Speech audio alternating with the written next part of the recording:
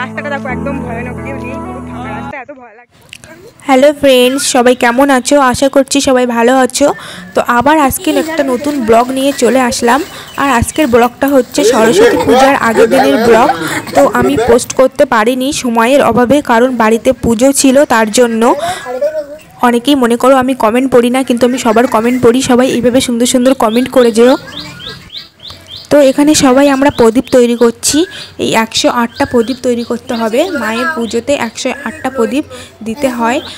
আর ওদিকে আমার মা পাতা গুছিয়ে নিচ্ছে, কি পাতা লাগে পুজোতে সেইগুলো গুছিয়ে নিচ্ছে। তো দেখো এই যে প্রদীপ, আর এটা হচ্ছে আমার একটা জেঠিমা, আর এটা হতো অনেকেই চেনো আমার কাকিমা। আর ওটা হচ্ছে আমার মা ওখানে ভাঁড়ে ধান জল কি লাগে সেইগুলো দিয়ে গোছাচ্ছে। এই যে আমার দুই ভাই, আর এটা হচ্ছে আমার দিদিমা এসছে আমাদের বাড়িতে আজকে পুজোতে। তো আর এখানে আমার বাবা দেখো সাজাচ্ছে ফুল দিয়ে সব কিছু। আমার বাবা আর ভাই এই প্যান্ডেলটা পুরো সাজিয়েছে। আর এই যে ছোট ভাই এখানে ভিডিও করছে, আর আমার বাবা দেখো পোজ দিচ্ছে কেমন করে মুখ বাঁকিয়ে। তো আমরা সবাই হাসছিলাম সেই জন্য। তো এই যে প্রদীপ তৈরি করা হয়ে গেছে, এখন গুনছি কটা হয়েছে, 108টা করতে হবে। তো আগের দিন দেখিয়েছিলাম যে প্যান্ডেলটা সবে তৈরি হচ্ছিল, বাঁশ পোঁতা হচ্ছিল।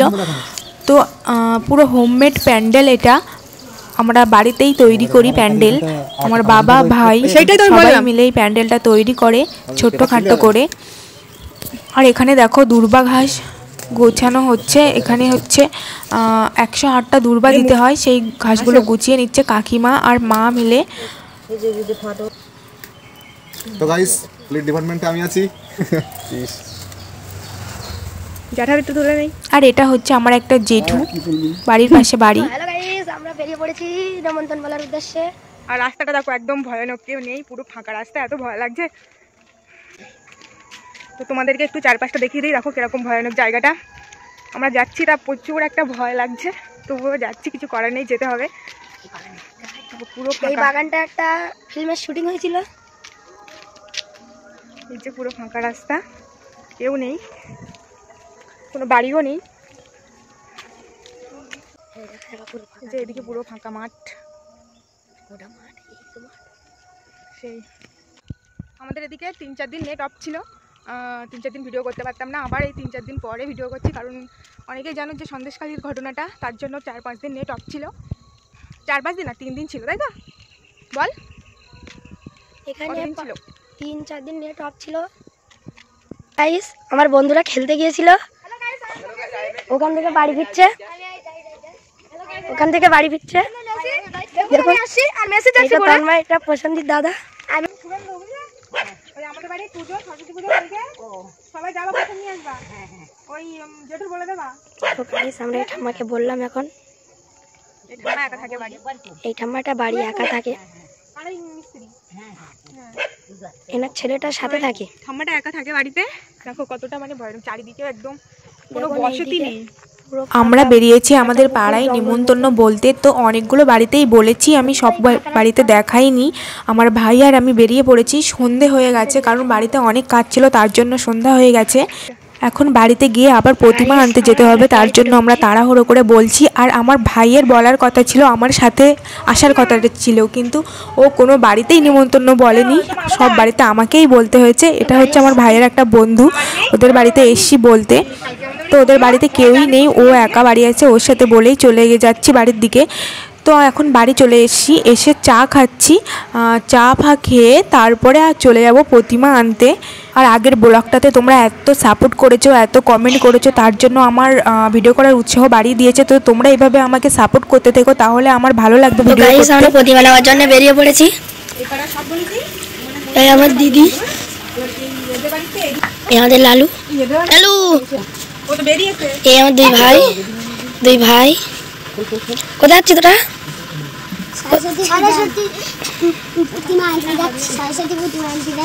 চল। আর এখানে দেখো আতপ চাল পান সুপারি নিয়ে নিয়েছি। প্রতিমা আনতে গেলে আতপ চাল লাগে, পান সুপারি লাগে। তো বেরিয়ে পড়েছি আমরা প্রতিমা আনতে, টোটো করে বেরিয়ে পড়েছি। তো চলো যাওয়া যাক, দেখি প্রতিমা কেমন হয়েছে। প্রতিমা আনতে বেরিয়ে পড়েছি, আর বেশি দিন বাকি নেই। হ্যাঁ, রাস্তাটা দেখি, বাঁশ বাগান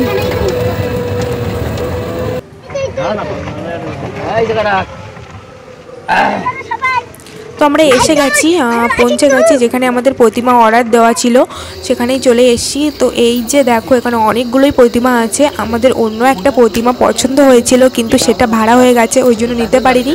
তো আর একটা পছন্দ হয়েছে, সেটাই নিয়ে নিলাম। আর এই যে আমরা সবাই চলে এসেছি।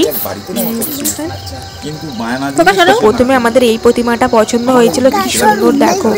তো ওটা ভাড়া হয়ে গেছে, ওই জন্য নেইনি, আর এটাই নিলাম।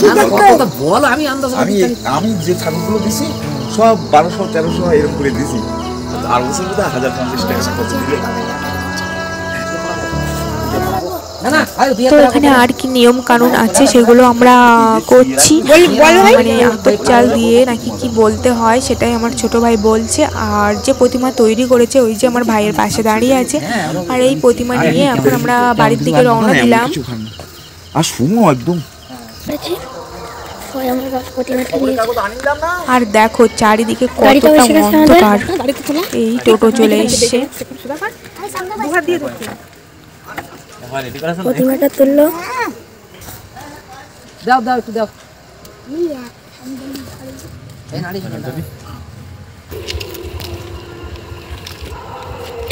তুই আয় এই সাইডে। ঠিক আছে, দুই হাত দিলে কোনো অসুবিধা নেই। তুমি এখানে উঠে দুই সাইডে পা দাও। ওই চলে নিচে নে, দুই সাইডে পা দিয়ে সামনে থেকে উঠে পড়লো।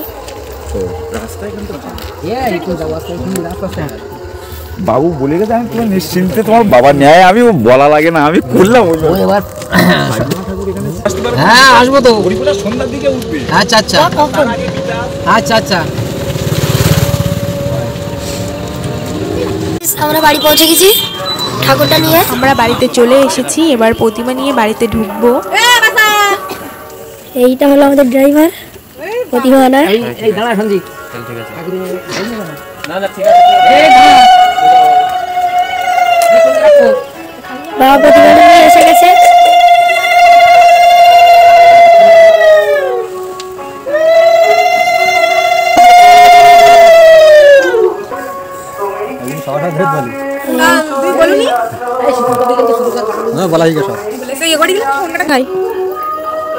এতক্ষণ ভিডিও করছিল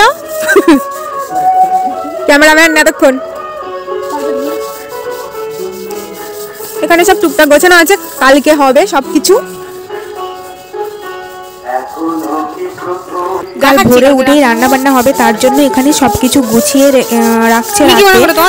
এই যে কাকিমা এখানে চালগুলো গুছিয়ে রাখছে, আর মা এখানে কড়া হাঁড়ি কড়া যা আছে সবকিছু মেজে রেখে দিচ্ছে, কারণ কালকে অনেকটাই কাজ আমাদের, কোনো টাইম হবে না কোনো দিকে ফেরার।